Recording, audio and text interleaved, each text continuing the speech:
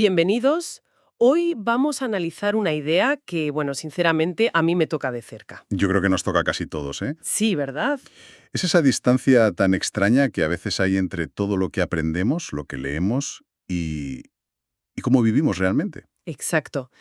Tenemos aquí unos fragmentos del libro Coherencia, de la lucidez a la acción, que plantean una paradoja muy de nuestro tiempo, muy del siglo XXI, sí. Parece que nunca hemos tenido tanto acceso a la información sobre nosotros mismos y, sin embargo, cuánto cambia de verdad nuestro día a día.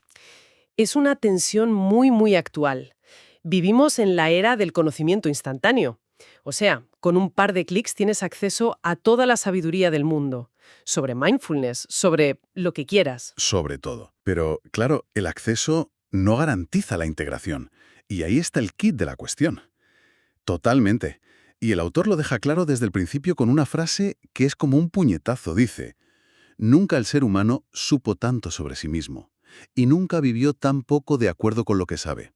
Uf, es que es demoledora. Es esa sensación de acumular lucidez, ¿sabes? De tener esos momentos eureka, leyendo algo y pensar, claro, esto es, pero al día siguiente, en medio del tráfico o en una discusión, pues todo ese saber como que se evapora, se va. Y esa es la pregunta clave que se explora aquí. ¿Por qué esa lucidez se queda solo en la cabeza? ¿Qué pasa en ese puente entre entender algo y actuar en consecuencia? ¿Por qué se atasca? De hecho, hay otra frase que define este problema a la perfección. Dice: nos volvimos expertos en entender, pero analfabetos en vivir. Es que es brillante. Describe a la perfección esa parálisis. Me parece demoledora por lo cierta que se siente. Es el clásico caso de la persona que se ha visto todos los documentales sobre minimalismo, te puede recitar los beneficios. ¿Te da una clase magistral? Exacto, pero su casa sigue abarrotada y sigue comprando impulsivamente por Internet. El conocimiento está ahí, la teoría la domina, pero el músculo de la acción no se ha entrenado para nada. Y lo fascinante aquí es que el texto no lo trata como un fallo moral, en plan, eres un hipócrita, sino como un mecanismo mental muy sutil. Ah, eso es interesante.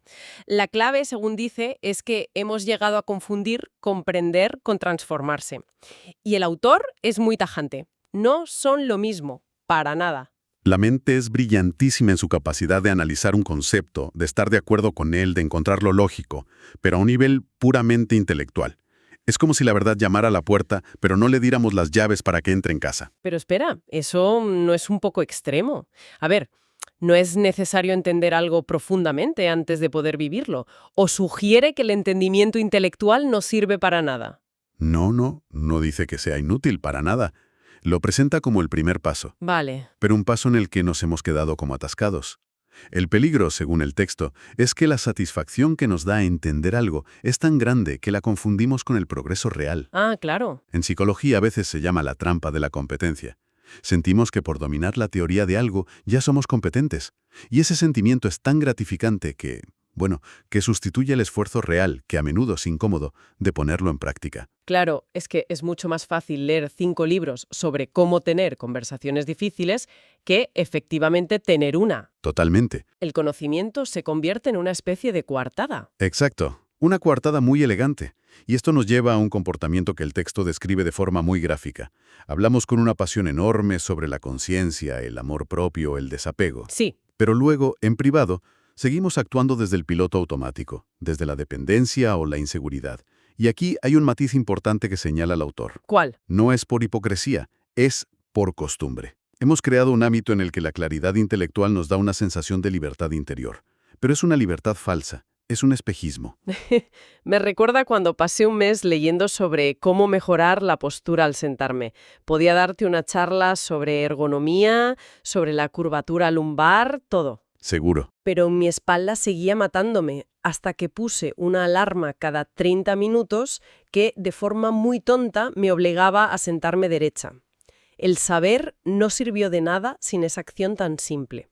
Ese es un ejemplo perfecto del abismo. El autor lo diría así: saber que la mala postura duele no te endereza la espalda. Exacto. Saber que la ira destruye no evita que explotes. El conocimiento, por sí solo, no tiene poder transformador. Vale, entonces si no nos da poder, ¿en qué se convierte todo ese conocimiento que acumulamos? ¿Es solo, no sé, un montón de datos en el cerebro?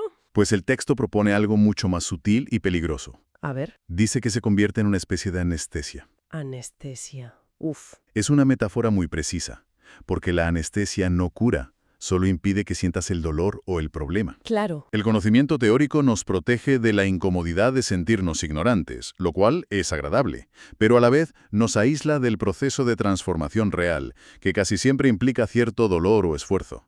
Te permite sentirte sabio o trabajado. Eso es, mientras en el fondo sigues intacto.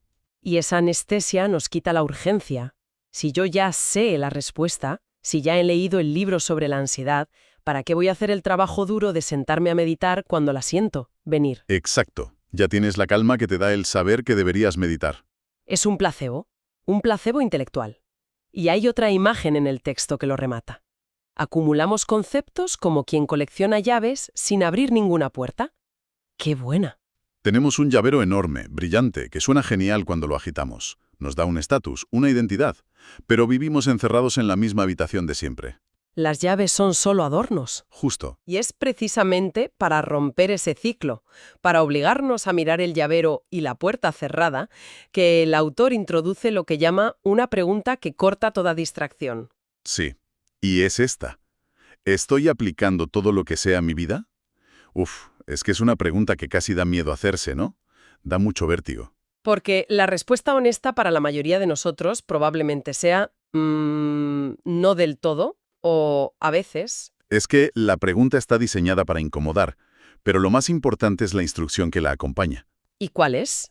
No es una pregunta para ser respondida con palabras.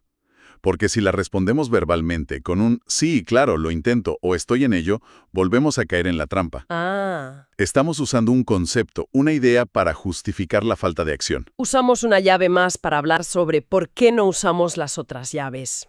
Es un círculo vicioso perfecto. Exacto.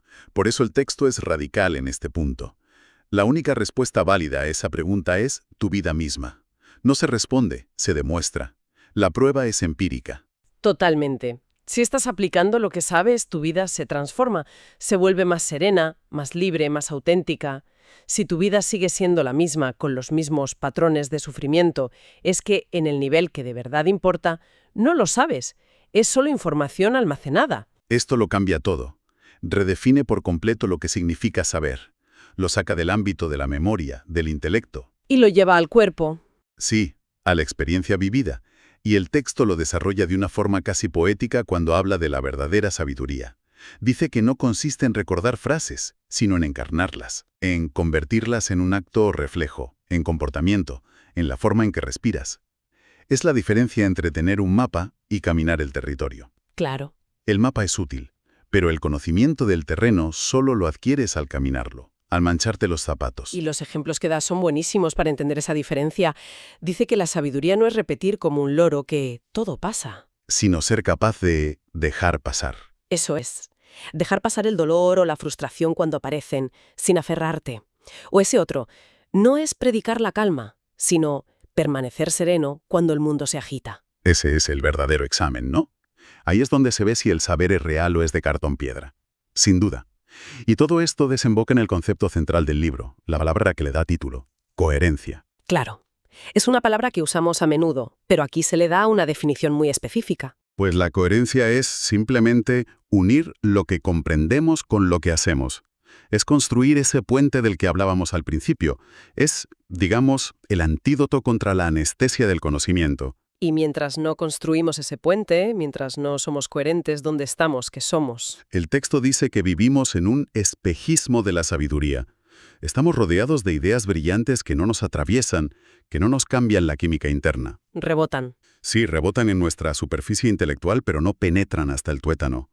La coherencia es el proceso de permitir que esas ideas nos calen hasta los huesos y se conviertan, pues eso, en acciones. Entonces, si intentamos juntar todas las piezas de este análisis, la gran provocación del texto no es que necesitemos más información. No, para nada. Probablemente ya sabemos lo suficiente, o incluso demasiado. El verdadero desafío es la coherencia. Es dejar de coleccionar llaves y atrevernos a usar una. Aunque nos dé miedo lo que haya al otro lado de la puerta. Exacto. Ese es el giro fundamental. Cambiar el foco de la adquisición a la integración. Pasar de ser una bibliotecaria de conceptos a ser una practicante de la vida. Me encanta esa imagen. Y las últimas frases del fragmento que tenemos lo resumen de una manera preciosa y definitiva.